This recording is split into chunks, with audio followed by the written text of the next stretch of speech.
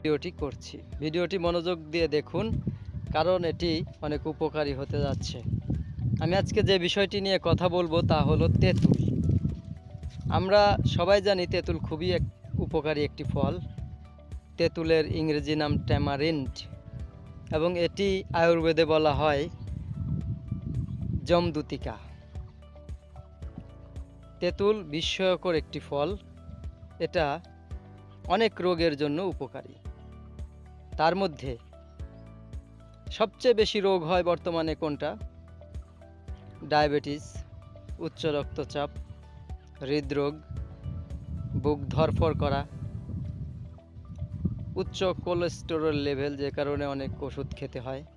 তার মানে এই সবগুলো রোগে দেখতে পাবেন বাংলাদেশে, এমনকি ওয়ার্ল্ড ওয়াইড সবাই কম বেশি এটাতে কি হয়, এফেক্টেড হয় এবং হসপিটালেও অনেক সময় যেতে হয়, স্ট্রোক করে, প্যারালাইসিস হয়ে পড়ে। এই সবগুলোর একটাই কারণ, এটা হলো আপনার রক্তে কোলেস্টেরল বৃদ্ধি, আর হৃদরোগ, বুক ধড়ফড় করা, উচ্চ রক্তচাপ থাকা, এই সবগুলো।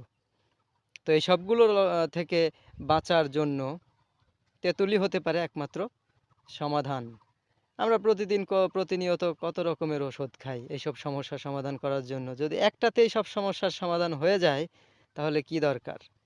যদি কারো হার্টে ব্লক হওয়ার সম্ভাবনা থাকে, সে যদি প্রতিদিন 10-15 মিনিট হেঁটে এসে 1 থেকে 2 কোয়া তেঁতুল, পাকা তেঁতুল খেতে পারে, তাহলে তার হার্টের ব্লক হবে না, কখনোই হবে না।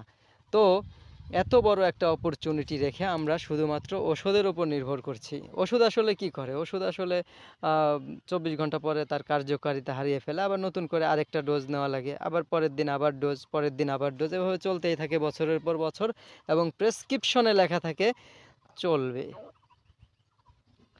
আর ওষুধ বন্ধ করলে রিস্ক, স্ট্রোক হতে পারে, প্যারালাইসিস হতে পারে, যে কোনো মুহূর্তে যে কোনো বড় ধরনের দুর্ঘটনা হতে পারে, উচ্চ রক্তচাপের একটা ঝুঁকি আছে। তো এই সব মিলিয়ে আমাদের অবস্থা খুবই খারাপ। তো আমরা এর থেকে বেঁচে থাকতে, এর থেকে বাঁচতে চাইলে আমরা কি করতে পারি? পাকা তেঁতুল খেতে পারি।